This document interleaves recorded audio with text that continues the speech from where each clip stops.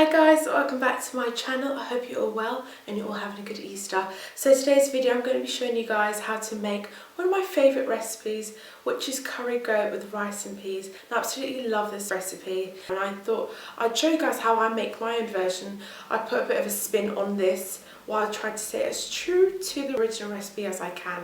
But yes my loves, if you want to see how I make this recipe, keep watching. Okay guys, these are the ingredients we're going to be using for today's recipe. To my left I have about a pound of goat meat, which I got from my local butchers. I have 2 cups of rice and some red kidney beans. I'm using 1 cup of red kidney beans and I've soaked this overnight just to get it nice and soft because they are fresh. If you are using kidney beans, do use them because it makes the process quicker. To the bottom I have yellow and green bell peppers that I've chopped up. I also have 1 Scotch bonnet. I'm using some fresh lemon thyme which I got from Tesco's, and this makes the food taste amazing because it has this nice zesty and earthy tone to it. I also have 2 scallions which I've chopped up, 1 medium-sized onion, and to my left I have the allspice, also known as pimento seeds. I'm using the tropical sun, and this is a key ingredient to this recipe. I'm also using a thumb-sized amount of ginger, 2 cloves of garlic. I'm using about a teaspoon of salt, a tablespoon of all-purpose seasoning. I'm using the Dunn's Rivers or River Dunn's all-purpose seasoning. You can use any of your choice, and about a tablespoon and a half of curry powder. Some coconut powder to substitute coconut milk. I've got some vegetable oil, some white wine vinegar, and some marjoram, some herbs for the sauce. Now we're going to start prepping. To start off with my spring onions, followed by my brown onions. I'm then going to use some black pepper, followed by some curry powder and some oil, which I'm going to use to bind all the dry ingredients together and get the flavours and seasoning right in. I'm then going to add some coconut powder. This will give it a very nice flavour without making it too coconutty. And this is my secret ingredient for this recipe. I'm then going to add some lemon thyme. I love this because it gives it a very nice flavour. It has this nice zest and earthy tone to it, and you can get this from any supermarket of your choice. I got mine from Sainsbury's. Now what I'm going to do is I'm going to mix it all together, and I'm going to finish off with some garlic and ginger which I've mashed together, and I'm going to mix that right in. I'm going to cover it up and place it in the fridge for about an hour to really marinate. It's best done overnight. But now I'm going to move over to my beans. Here I have my kidney beans. I've been cooking this for half an hour, and I'm doing this because the beans were fresh and I had to soak them overnight. If you are using a canned bean, skip this process because what I'm doing is I'm just softening up the beans. I've added 1 Scotch bonnet and 2 cloves of garlic and some salt just to really flavour the beans up. And what I'll be doing is I'll be adding this to my rice. So I've just turned off the heat and now I'm going to move over to my rice. So in a medium-sized pan I'm going to add my rice. I'm using 2 cups of rice here. I'm going to add a cup of coconut powder. This is equivalent to a can of coconut milk. So I'm going to mix that in very well just so the coconut can really get into the rice.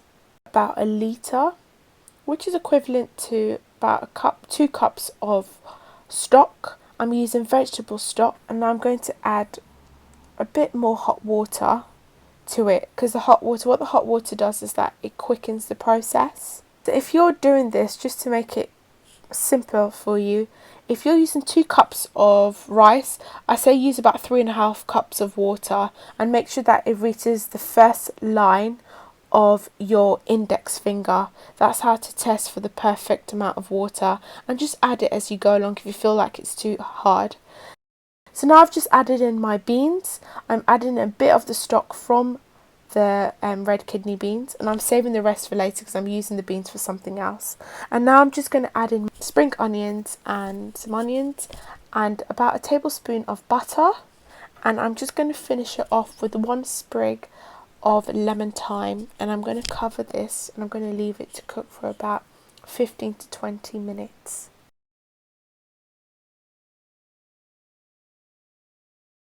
So this is the stock that I was using. I was using the vegetable stock, but this one's actually the chicken. And this is the Knorr stock, and you can just add this directly to your rice if you're using canned coconut milk. But because I use coconut powder, I needed to add it to some water in order to add it to the rice, if that makes any sense. Don't want to confuse you guys, but yeah, that's what I did. But you can use this, if you're using canned milk, just add it directly into your rice and just mix it up, and it'll give it a very, very nice flavour. Usually I use homemade chicken stock, but you can use that because that's a great alternative. So yeah, let's get back to our curry goat, and it's probably been resting for about a few hours now, and I've let it just sit at room temperature just so it can get back down. And this is what it looks like when it's been marinated. It smells absolutely amazing. So I'm just adding in my goat piece by piece, just so we can get it all evenly.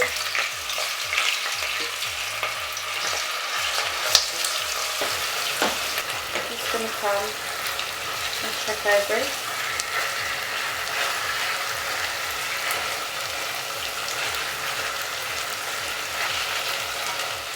And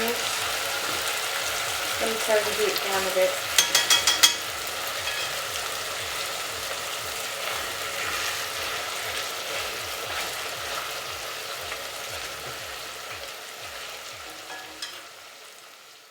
Once the meat has been browned, I'm going to add my Scotch bonnet. I'm using 1 Scotch bonnet and some onions.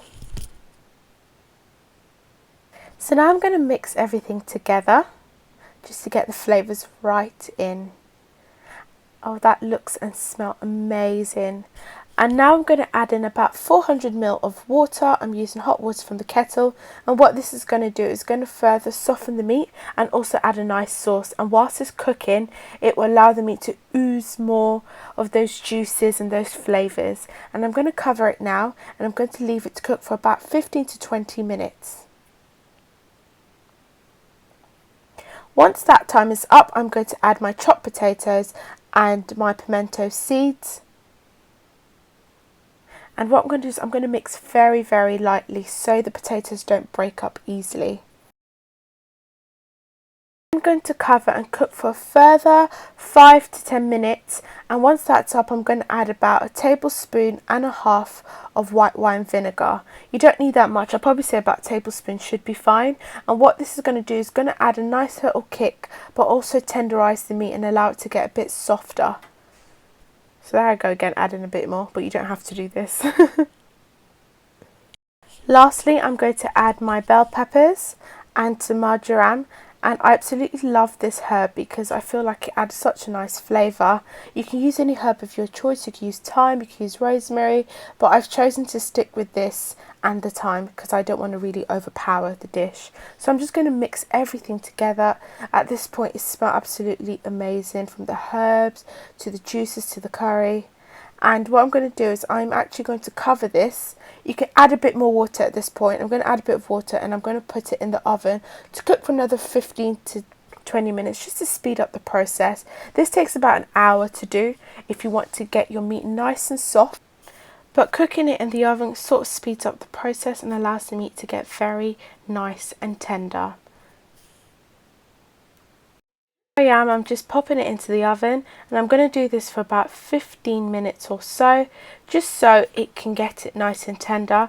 I've preheated the oven to about 200 degrees, and whilst that's cooking in the oven, I've just checked upon my rice. Do make sure you check your rice, and it's nice and it's done. Checking the rice, do make sure that you're using a fork so the rice doesn't stick together. And there you have it, my loves. That is the rice. It's done to perfection and it smelled and tasted amazing. So I'm just going to cover that and set that to the side and wait until our curry sauce is done. And this is what it looked like after about 15 minutes in the oven. It's nice and soft. And there you go, my loves. It's ready. I've also served it with some salad.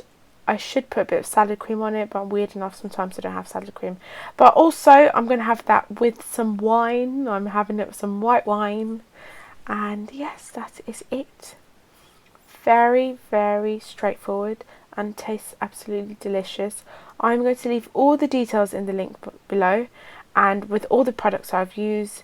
But yeah, my loves. Guys, don't forget to subscribe and also like this video, and if you do make this recipe, guys, don't forget to share it with me on Twitter, Instagram, Facebook. I would definitely love to see what you guys have made and what you think of the recipe. And anyway, my loves, until next time, I'll see you guys soon. Bye.